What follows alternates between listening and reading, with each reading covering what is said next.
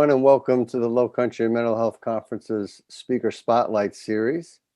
My name's David Diana. I'm the director of the Lowcountry Mental Health Conference and your host for the series today. This is the first of 3 speaker spotlights that we're going to have over the course of several months leading up to our Lowcountry Mental Health Conference, which will be taking place July 28th through 30th, live in downtown Charleston. It'll be our 10-year anniversary event, so we're real excited about it. And this is our first venture into the virtual world, trying to stay connected with all of you. So everybody with our team at the Lowcountry Mental Health Conference wants to thank you for joining us and being a part of this. Just want to thank a few organizations for the work that they've done to make this a reality. Charleston Dorchester Mental Health Center, part of the South Carolina Department of Mental Health. They were the ones who really started the conference 10 years ago and have supported our being able to put on this spotlight series. We want to thank them for everything that they do out there in the community and the Charleston community. I want to thank the nonprofit Mental Health Heroes. They are really the owners of the conference and this series. The money that's raised from the conference goes to support people and families that are impacted by mental illness in the Tri-County area. And would like to thank our platinum supporter, Palmetto Lowcountry Behavioral Health. They have been with us since the beginning of this venture, and we could not do it without their support. So we want to thank them very much. And last but not least, Mean Stream Studios, which is producing this event for us and has been a great partner to us for many years now. My hope with this series is that we could introduce you to some of our speakers that are going to be joining us this summer, get to know them a bit more and their work, and also hopefully have an opportunity to ask some questions.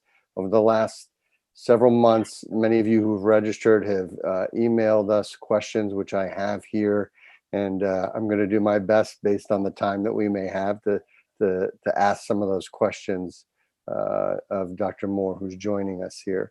If you are inspired during part of the conversation and a question comes up that you'd like to ask, you can do that real time. There's 2 options for that. You can do that on YouTube Live through their chat feature, which is to the right of the video or to the direct bottom of the video.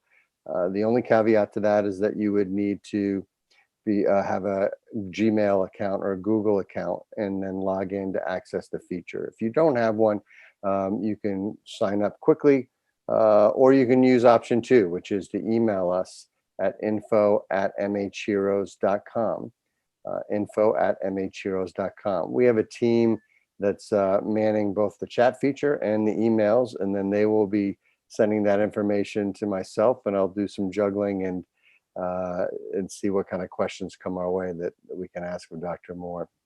So I'd like to get going and just introduce Dr. Thomas Moore, who's our first speaker for the Spotlight series. He's the author of the #1 New York Times bestseller, Care of the Soul. He's a prolific writer. He's written 20, 25, can't keep track of all the books that he has written and have been published. And he holds a PhD in religious studies. He's a former university professor, a former monk. He currently travels internationally as a lecturer. Again, he's an author, a musician, and a psychotherapist. He has a new book that's coming out this spring in May of 2021. It's called Soul Therapy, the Art and Craft of Offering Caring Conversations. And so it's real timely in terms of him joining us a few months later at the Lowcountry Mental Health Conference. We're fortunate that he's going to be there this summer offering 2 talks and a book signing, and want to thank him for being a part of this today. So Dr. Moore, just want to welcome you and thanks for being here. Thank you, David. I'm really happy to be with you today. Yeah, I really appreciate it. And I guess why don't we get started? I think probably a great starting point. The bio that I gave was so brief, but there were some interesting tidbits in there. And I figured maybe you can tell a little bit about your history and your journey towards, how you came about getting involved in the world of psychotherapy. Yes, I left home when I was 13 to become part of a Catholic monastic community. Well, pretty monastic, like half monastic and half active. And so that affected me, and I still feel like I have a monk as part of my makeup. It's still there. And I think as a writer, it really serves me because I feel like I'm a monk there surrounded by my books and writing books. It's very rich. It was a very rich experience. I think I just sort of grew out of it in some ways, or I had to move on. And I had been studying music, so I got a degree in composition and then went to the University of Michigan and got another degree. And but I realized when I was studying music that my interests were broader in a way, that I was still interested in the theological questions and philosophy and that sort of thing. So I went to Syracuse University and did doctoral studies in religious studies. And the program there is very open, very interesting. And I was able to study Freud and Jung, as well as the world's spiritual traditions. And I didn't know at the time, but they made a terrifically rich and helpful bundle of things for me to become familiar with, really to study deeply. So that was very important to me. And I've always been grateful for what I got at Syracuse there. And also my intense study of Jung. I remember in my first year there, I read the collected works of Jung, the 20 volumes, twice, just to really get it in me. And then since then, I've been reading it daily and regularly. But I'm not a Jungian analyst. I never wanted to do that. I think maybe when I explain it, I think that, I was a monk and I was in an organization and I kind of have done that. I like the idea of being a solitary writer. And one of my models is Samuel Beckett, the Irish writer, who really did everything on his own. And I like that idea. I like now to be a writer, and I haven't created anything around me really, except to just be an author. And I do other things. I mean, I lecture and I teach. And I do a little bit of therapy in my own definition of that word. And so I taught at a psychology department for a year and then went back to religious studies and taught religion and psychology until the university told me they didn't want me to stay. I was not given tenure. And I mainly because they didn't like the way I was writing. I wouldn't write for the journals. And I just couldn't bring myself to do that. I tried, but I love to write, but I can't do it in the academic style. So it was good for me, and immediately discovered that people wanted me to be their therapist. And I had studied counseling psychology at Syracuse as well. So it was easy for me to get a license and get going. And so I had several years of experience as a therapist then, and I've been doing as I say, my own version of it ever since.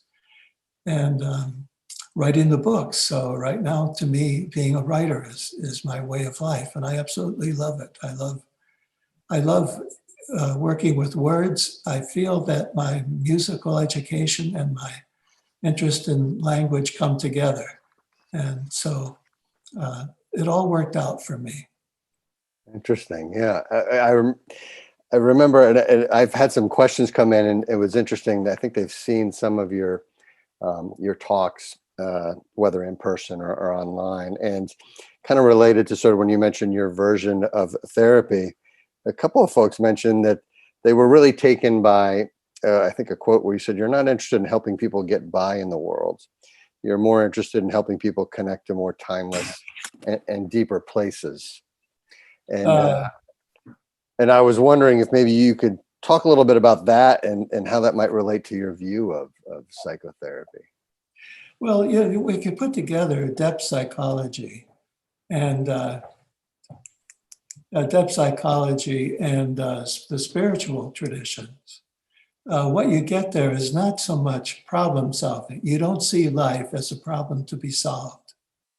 You see that life is something to enter into, and especially my work with Jung and James Hillman, I was much influenced by the two of them, where we go into a problem, an issue that a person might have, in order to find out who they are and what their psyche, their soul wants, what they're looking for, rather than trying to get rid of the symptoms. And so that's a different way of going, of working. And I like it very much because what you do then is you really arrive at the individual person. You don't try to make them adjust to some idea of what is healthy.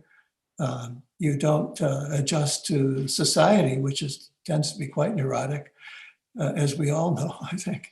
And so to me, it works very well that therapy then becomes a movement toward self-discovery, self-understanding. I am personally very much influenced by very early literature, I mean, ancient literature. So the Greeks, the ancient Greeks really affected me. I love that literature. So I discovered the word therapy first in Plato, 300 BC. He talks about therapy and he says it means either to care or to serve, not to cure and not to heal even, but to care or to serve. And he discusses therapy within the context of developing a religious or a sacred sensibility of the world as something that is sacred, and that life has its infinite depth and value. Within that context, he discusses therapy. And that's how I work. So I don't feel myself really part of the modern tradition of therapy. But I found that when I teach, I used to teach on Cape Cod, for 20 years almost. I taught on Cape Cod. I taught many psychiatrists and therapists of all kinds. And I wasn't teaching them how to be a modern therapist. They got all that in their training. What I was trying to do is bring this Platonic idea, and from my religious studies background and philosophical background, to enrich and deepen what they were doing. So my practice, my work is primarily then that Platonic style of caring for the soul. So I prefer to use the phrase care of the soul, although psychotherapy, the two Greek words actually mean soul care, soul service, psyche, therapia.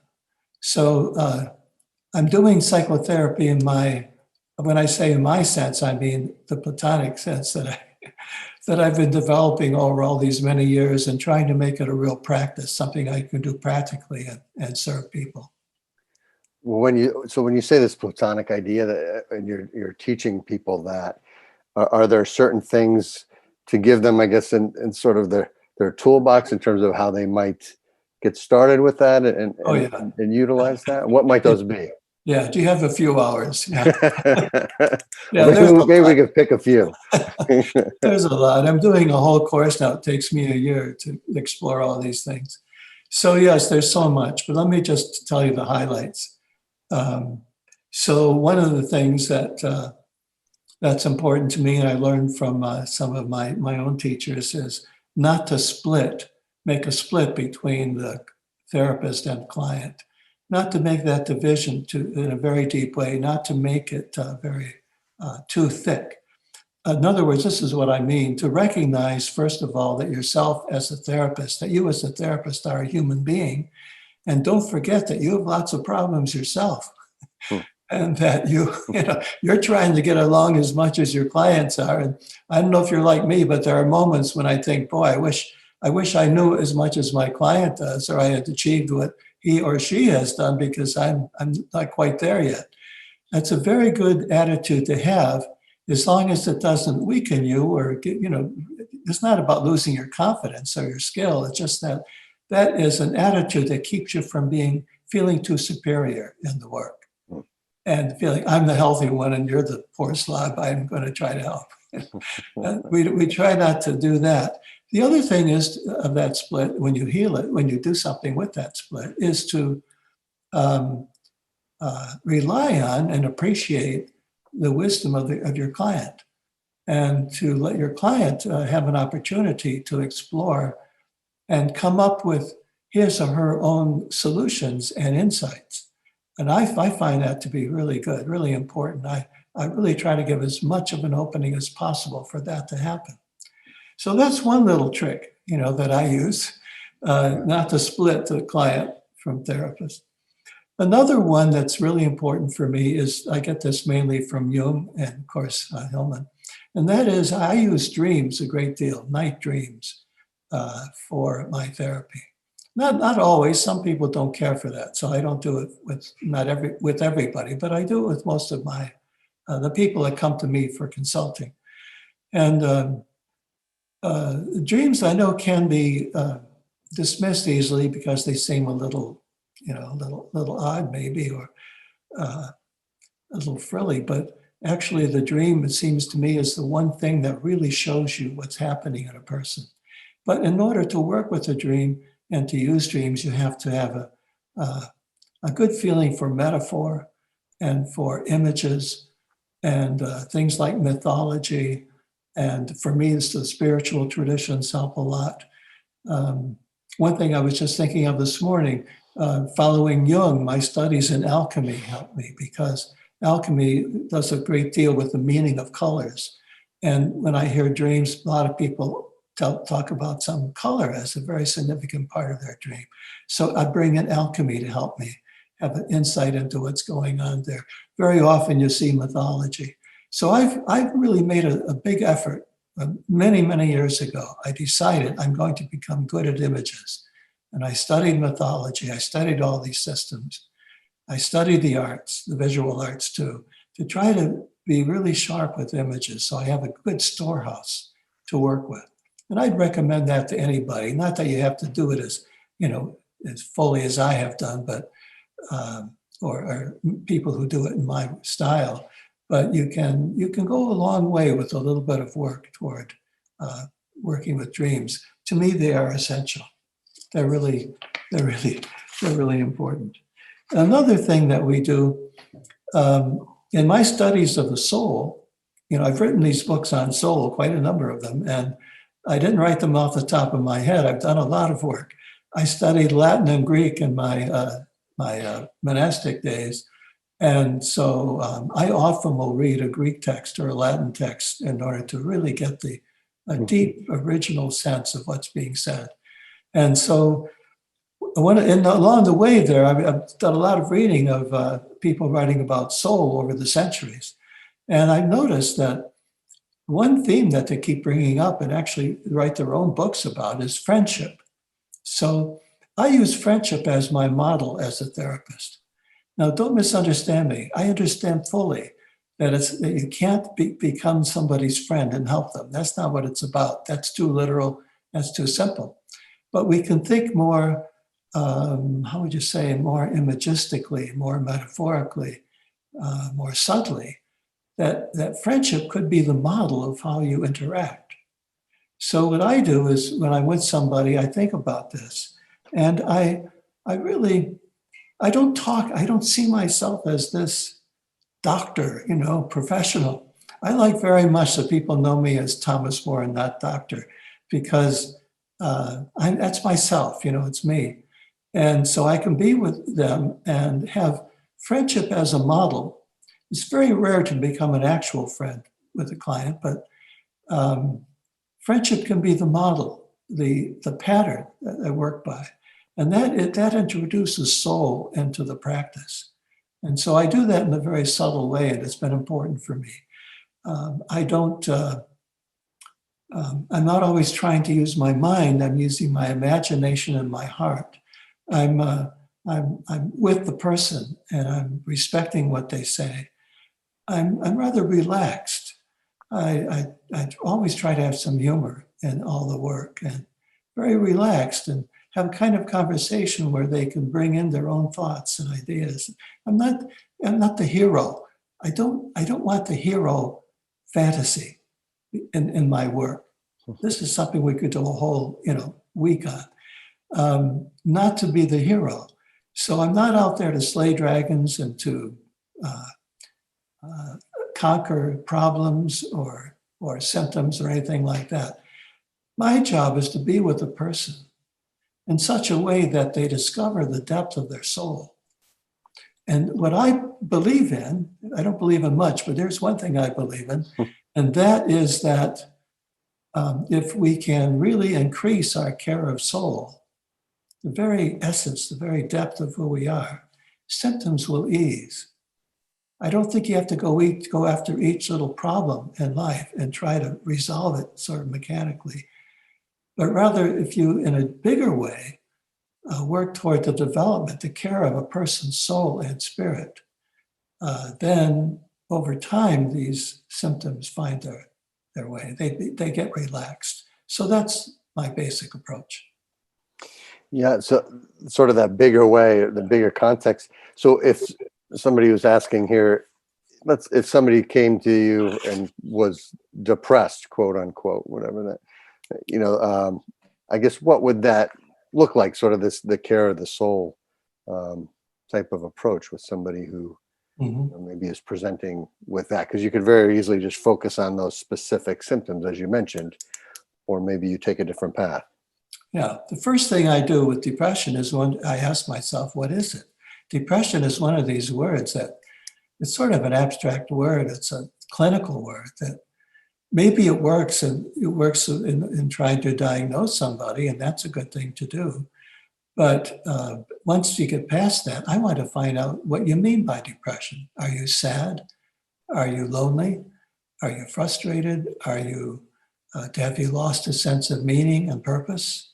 Is there something that has gone on that has made you feel like you're in what I have called, and I wrote a book about, a dark night of the soul?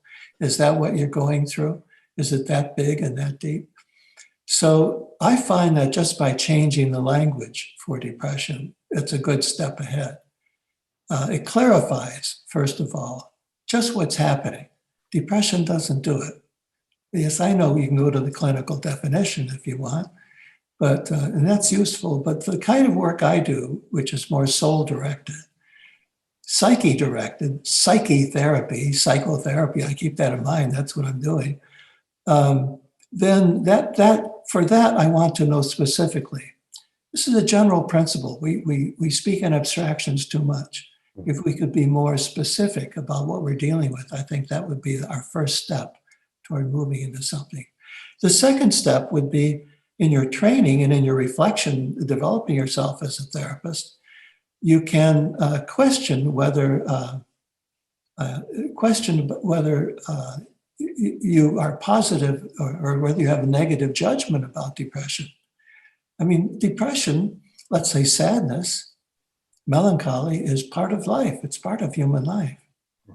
Can you just go out and slice off parts of human experience because you think it's healthier? Or you've been taught that this is a healthy thing to do? I don't think that's legitimate myself. So what I do is I ask myself, I talk to myself a lot before going and doing the therapy. I try to train myself. So is there a way that depression, what we call depression, the sadness, the chronic anger, a lot of loneliness, the things that people bring up, can they serve us in some way? Can they be useful even though they're painful and disruptive? Can they still be part of life and do something for us? So one chapter in my book, Care of the Soul, that many people have told me they appreciate is called Gifts of Depression. I get that idea primarily from my studies in medieval and early Renaissance psychology, of all things, and health and medicine, because people there talked about the advantages, some of the things you can get from depression. And I keep that in mind. I'll give you an example. If you have no depression in your life, you might be too light. You don't have weight as a person. Depression or sadness or all these emotions can give you some weight. You know what it's like when you meet somebody who's really lived. And they're not living in some cheerful existence, that seems superficial. They've had experiences that have taken them down, but have given them weight. And you can trust who they are and what they say because of that. So that's what I aim at. And it's not looking for happiness all the time or even relief. Sometimes it might be, can I help this person hold that sadness for a while and be with it. Can we sort it out? That's an alchemical idea, sorting out. Can we sort out this feeling of sadness in terms of personal history and the kinds of emotions, the situations when you feel it, your ideas about it, all of that, sorting out the depressions or the sadness so that it can be appropriated, brought into life and have a place where you aren't overwhelmed by your sadness, but it has a place. You just haven't got rid of it, but now you're not suffering it so much. Fascinating. I hear from somebody had mentioned here that is this type of work, this soul therapy, coming about because of they've noticed that things like religious institutions, I'm reading here, or other sort of passages or rituals or things in modern society has seemed to kind of melt away, and the onus becomes then comes on the individual, and sort of how does one sort of progress. And I guess is there a bit about that in terms of walking with the person on that journey through this type of therapy, and what does that look like? I know we've been talking about it already, but Yes, I think that we are in a different time. We are in a time when the religions have changed. People often used to go for counseling to a priest or a rabbi or imam or someone who could, in a position to guide them. And I've talked to a lot of these people, the ones I just mentioned, and a lot of them feel rather untrained, uneducated, not adequate, maybe not too confident about doing therapy. They wouldn't call what they do therapy. They might call it counseling. But they feel inadequate about it.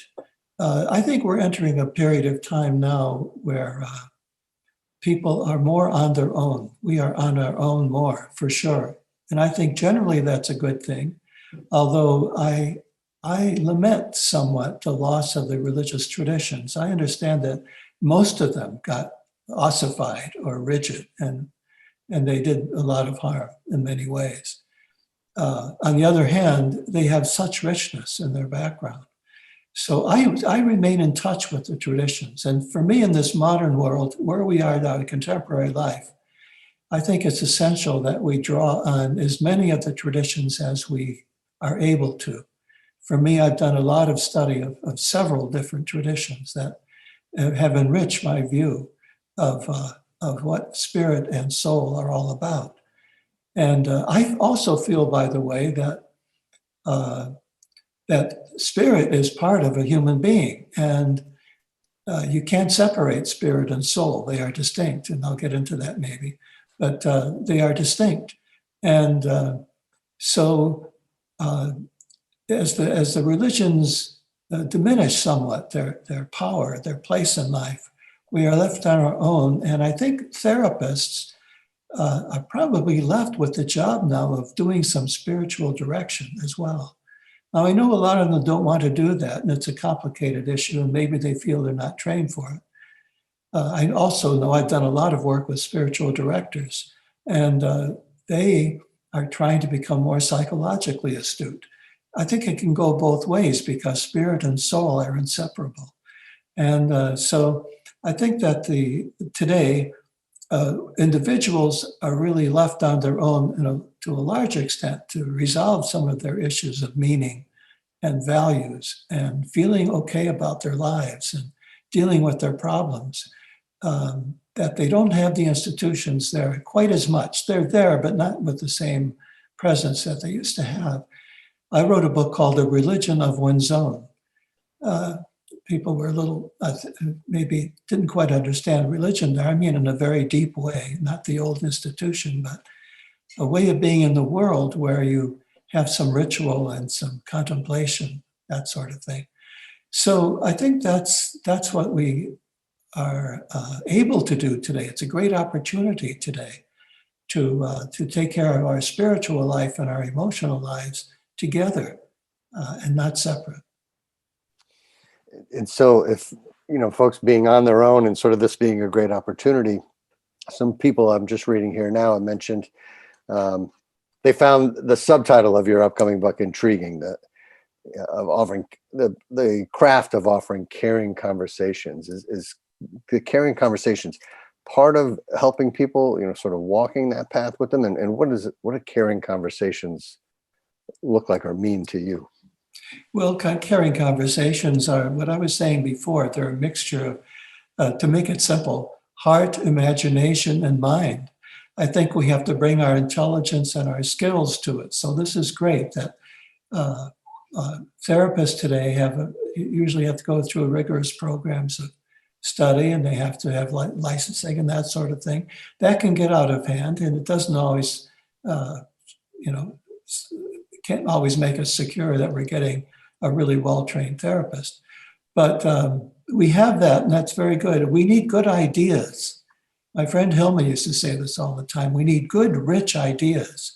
And they don't get those just by doing quantitative studies.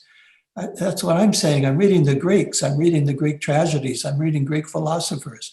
I know that not everyone who wants to be a therapist will do that, but if you're willing to do a little of that, I think you're better off. You need some good ideas. You need to be, there's another thing I say. Don't say that you do therapy. Say that you are a therapist. That means that you're a therapist 24 hours a day, 365 days a year. You are a therapist. You don't practice therapy. You are a therapist. That means you're this kind of person interested in psyche, the soul, psychotherapist. Keep that etymology of that word in mind. You are a psyche therapist, psychotherapist. And that's a soul, the word means soul. And so it's a very deep thing. And you need good, rich ideas in order to work with a person who's trying to find meaning, not just to mechanically solve a problem or to have some techniques for resolving issues, but to be able to understand the mysteries of what it is to be a human being.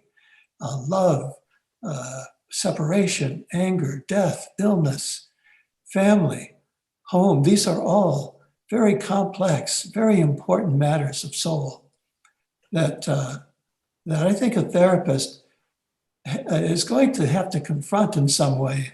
And if you want to work only on the surface all the time, people are not really going to be served by you because their soul will not be evoked in the work. And that's essential. Great.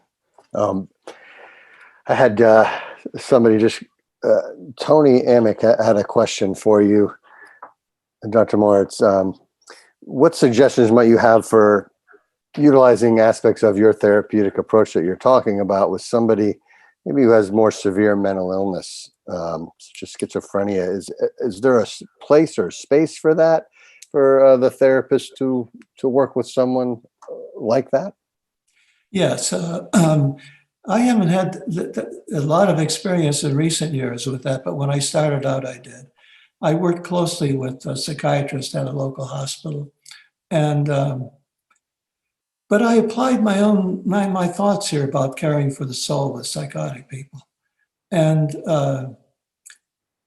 I found that it was very, very useful and very successful, if you want to put it that way. Very, very helpful for people. And people told me afterwards how relieved they were and how happy they were that we had a different approach. But you see, I wasn't trying to do it alone. In all of this work, like when I used to teach a psychiatrist on Cape Cod, I was there to add a dimension. That's how I felt. Not to supplant and substitute one more theory and another practice of therapy, not at all, but to add this dimension. And you can do your practice with whatever training you've got and your expertise. I respect that tremendously, the expertise that you have. If my family members needed some therapy, I would really want to find an expert, someone who really knows, they've really been trained in therapy, in the classical therapy. On the other hand, I'd also like to find someone who is a philosopher of sorts, who has thought about things in a deep way and has thought about the meaning of life and how our problems are part of this existential effort to try to find our way toward being who we are, becoming the individual that we are. I really appreciated the work of Rollo May decades ago, because he was but he called himself an existential psychologist and therapist, and he loved to talk about therapy from this more philosophical perspective. And I appreciated that a lot, because it was hands-on at the same time it had this deeper approach.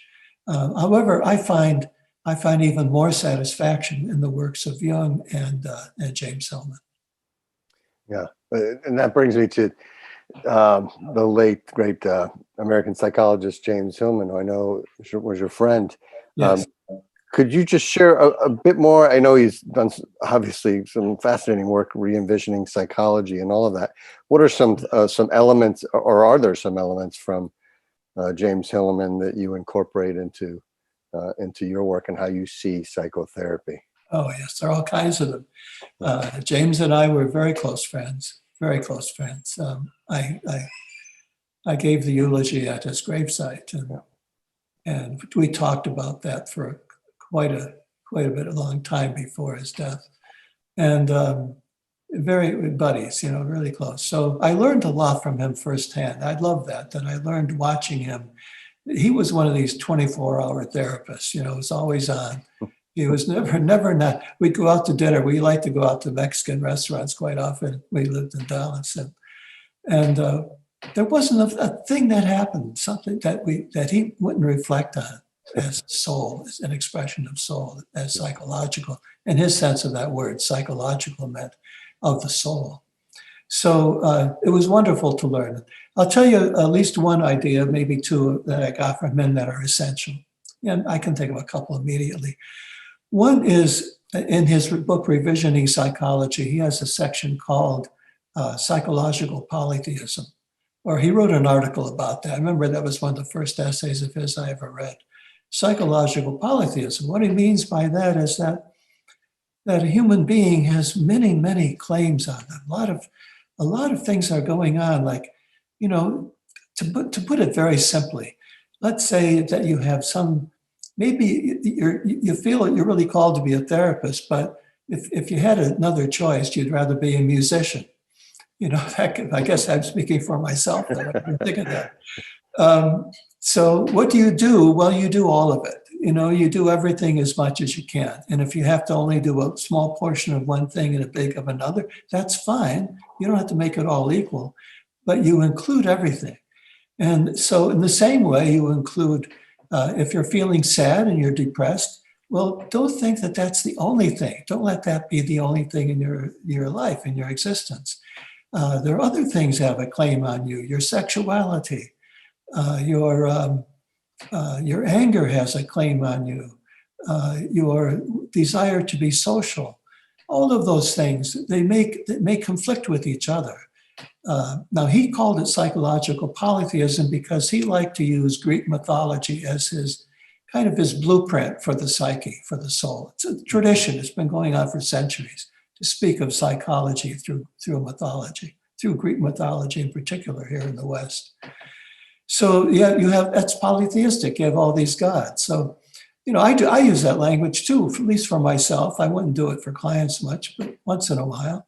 So I will say that for one person dealing with their sexuality, I might discuss a little bit in a simple way the whole idea of the goddess of sexuality, Aphrodite. I might just, at least think about that for myself and realize that those claims are probably the opposite of this other goddess, Artemis, who is so different, who doesn't want any sexuality, it seems, but and wants to be alone. Don't touch me.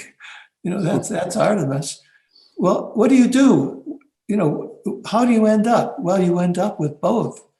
And you find that your job, your psychological job for yourself, caring for your soul, means having this flexibility and openness, having kind of a breadth of who you are to be able to have these different elements in you, and they don't have to be reconciled. They don't have to be figured out and made into one thing. You can live in the tension of them and the multiplicity of them. So that was an essential idea of Hillman's that has affected me ever since. And I know it's kind of a it's a prerequisite in your work that you're thinking polytheistically, but I think it's a very useful one. One more, I said I'd give you a couple. The other thing I got from Hillman, which a lot of his students pick up on, is he used to use the phrase, go with the symptom. And that's very important to me in my work. You go with the symptom. That means that you don't try to counter the symptom and try to find some opposite thing that you think is better. So if someone comes to you with sadness, saying, I'm just feeling so sad, and these days, can you help me with that? You got to be careful not to say, okay, I'm going to have to work hard to make this person happy. That would be going against the symptom. What we do in Hillman's approach is you go with the symptom, you stay with that, and you try to get close to that symptom of sadness and see what it is. And what are you really sad about deep down? It may take a while. I think it may take even more than a year, maybe 2 or 3 years to reach the point where you're going through this, and you begin slowly at the beginning, and then over time, you begin to get closer and closer to that symptom. And you discover that at the end, it's really, I don't have to feel sad all the time to keep this thing in me. What it might be is that maybe I'm just too light in my approach to life. I haven't taken life seriously enough. And maybe the sadness is bringing me toward my seriousness, again, toward the weight. And so that's an example of, a couple things. I could tell you right now 12 or 15 things, but those are two that I think are very central for me in my work. Yeah, those are beautiful. I really appreciate those. Those are fascinating to reflect on. So thank you for those. I have a question here, and we don't have a ton more time. So we're starting to get a whole bunch coming in. But Angelique wanted to follow up on what you mentioned about the distinction between soul and spirit. And can you say more about that? Yes. This is a topic that, again, Hillman wrote about in an essay called Peaks and Veils many years ago. And what he was saying there really stuck with me. It took me a while to figure. I read it about 5 or 6 times before I started getting the point. It wasn't an easy one because I always thought they were the same. But there's a very ancient tradition that soul and spirit are different.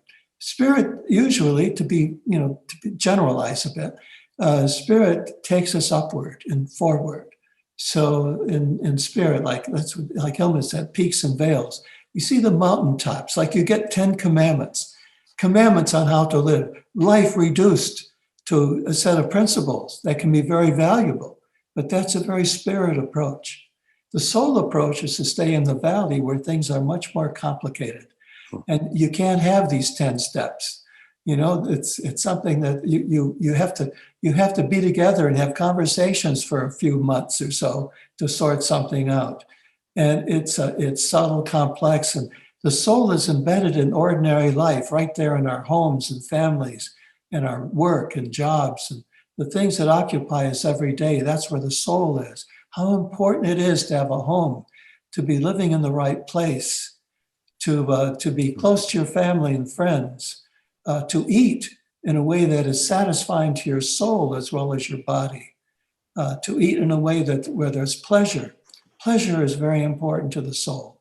Spirit is a little concerned about pleasure. In the spirit, we usually are afraid that pleasure might pull us down too far.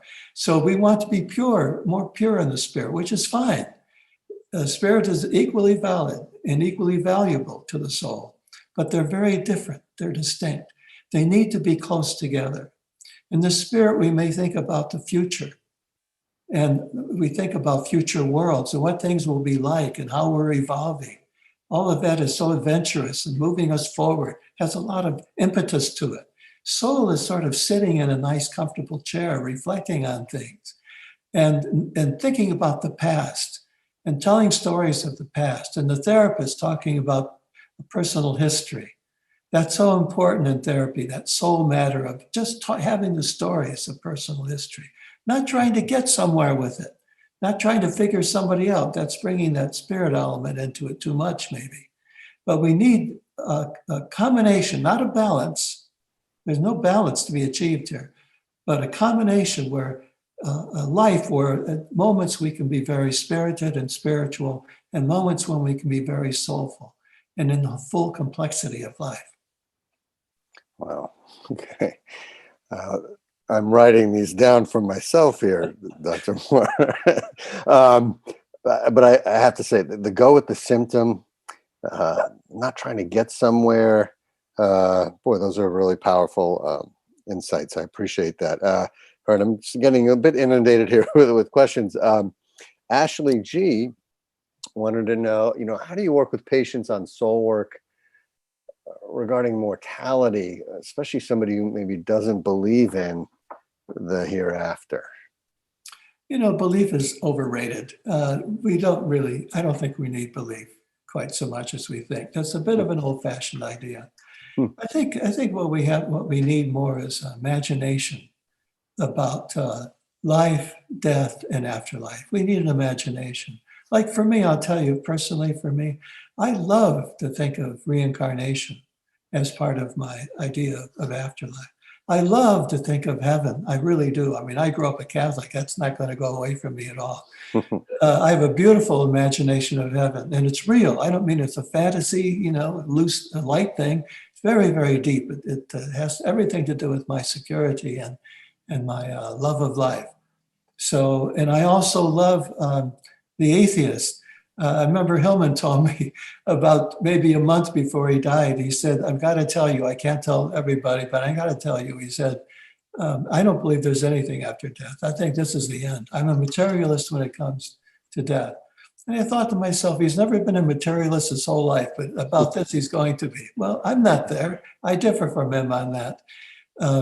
But I respect that. And I think each of us have to be atheistic to some extent. A little bit of atheism helps a lot. It takes away excessive belief and excessive, too much confidence in our faith and our knowledge of things. The great religions have taught, including Christianity, have taught for centuries that a little doubt is a good thing, doubt, and that's what I'm trying to say here. A little atheism, I think, is a good thing. Not making that an ideology and a dogma, which some atheists do, but a little bit. I say it's like putting pepper in a casserole. Put a little bit of that dark stuff on it. It tastes good. It completes the dish, but it's only a little sprinkle. So that's how I feel about it. With afterlife and mortality, I explore that with a person. I'm able and very willing to be with them in their imagination. If they want to talk about heaven, I'm right there with them, and I love it. I just really can do it, and I can help maybe deepen their appreciation for it. And I love anything that keeps their hope alive. Hope is so important. And I think you need some education in all these things. I mean, this is another point that I like to make is if you're training yourself as a therapist, I would recommend reading some of the great spiritual literature. I always read the Tao Te Ching of China. It's so useful. It's short. Each chapter is about 10 lines at most. Read that. One chapter a day will take you 15 seconds. And then a little contemplation about it. The Tao Te Ching, some of the great poems and statements of Rumi from Sufism, tremendous. I personally have translated the Gospels myself because I felt the translations I've been reading, I haven't felt they were very accurate. I did my own translation of the Gospels that are published. And I think reading the Gospels, even now today when I'm far from that life as a monk, but they enrich me and really help me. And spirit and soul go together. So I think, in my view, psychotherapy includes spiritual direction, includes some element of caring for the spirit as well as the soul. You have to do it. I think you just have to, otherwise you're dividing a person too much. And you can train yourself with great pleasure by reading some of these wonderful texts from Judaism and Christianity and Islam and, some of the Greek, wonderful Greek prayers and hymns. Wonderful. Wow. Well, we are getting close to the end here. Is there anything else that maybe you'd like to just add before we close? Oh, wow. Well, can I just add to what I was just saying about Yes. a few minutes ago about pleasure, and tell you where I get this and give you a vision of it. Many, many centuries ago, I mean, way back in time in India, there was a period of time, it's called Vedanta, and the Upanishads come out of that period of time. And in the Upanishads, we get these three words, Sat, Chit, Ananda, that are supposed to be kind of three words to guide your life. Sat meaning being yourself. It's so important to be yourself. If you're a therapist, don't be a copy of somebody else. Be yourself, your whole full self. Really become somebody when you're a therapist, and you will help your client so much by having the fullness of yourself present with them. That's probably more healing than anything in the world. Sat, Chit, Ananda, Sat. Chit means awareness.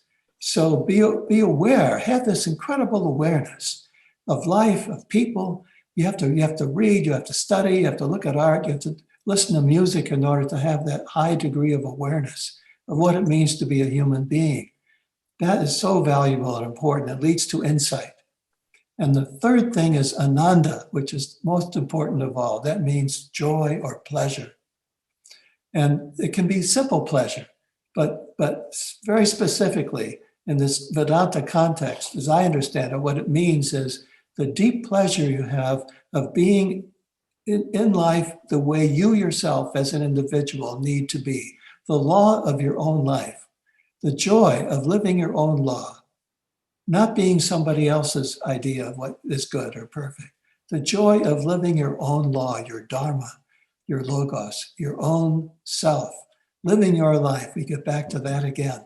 And that gives joy, a deep, deep joy. And that's so important for people, because when they come to you, they are lacking pleasure and joy usually. And you can find out what's blocking it, or you can model how to be joyful. You have to be in touch with your Ananda, your bliss, your pleasure, your joy.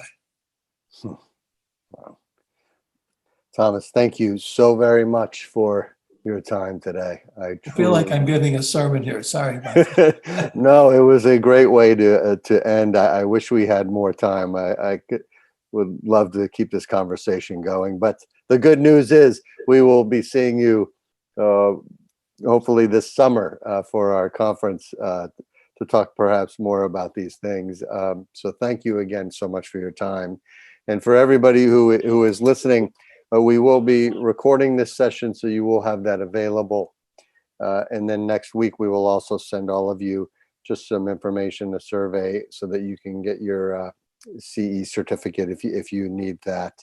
I know at the beginning, I think we were cut off a little bit, so I'm not sure if you missed anything, but I wanted to thank Charleston Dorchester Mental Health Center, Mental Health Heroes, our Platinum supporter, Lowcountry Behavioral Health, and Mean Stream Studios for this, our first speaker spotlight series. And obviously, certainly thank you to Dr. Thomas Moore. You can learn more about our conference at lowcountrymhconference.com. Please go take a look at the schedule. We really have a great group of speakers for a special 3-day event. Thank you so much, and take care.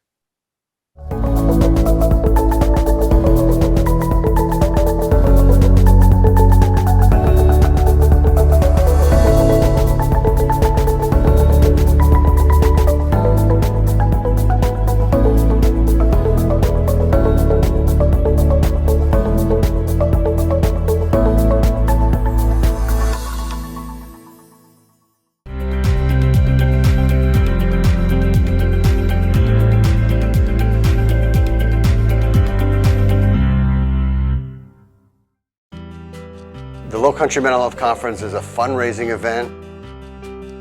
The money that we raise for you attending the conference goes directly to clinical care here in the Charleston metro area to address mental health issues. The setting here is just so amazing and huge, and when you go into the theater, it just feels like a really big deal. What differentiates this conference from many others is the quality of the speakers that we have, world-renowned mental health professionals, but also getting unique perspectives from artists, philosophers, again, world-renowned across the globe. The best experience for me at the conference was probably going in the exhibit hall where there were, I think, 75 different sponsors and exhibitors that I could network with. The musical performances were excellent. I had the opportunity to see Edwin McCain pretty close up, and it just moved me to tears. He really connected with the audience. He's a supporter of mental health and shared personal stories, as well as, we all got a break and got to listen to some fabulous music. I think this conference surprises a lot of people who attend. It's innovative, they're incredible speakers, and we have all of them combined in 2 days. These are folks that people have read or studied in graduate school. You should not miss this conference. The quality of the speakers, the venue, the location, it's an excellent experience, one not to be missed. This conference is a great opportunity to see so many different speakers, be in a great city, great location. You gotta come.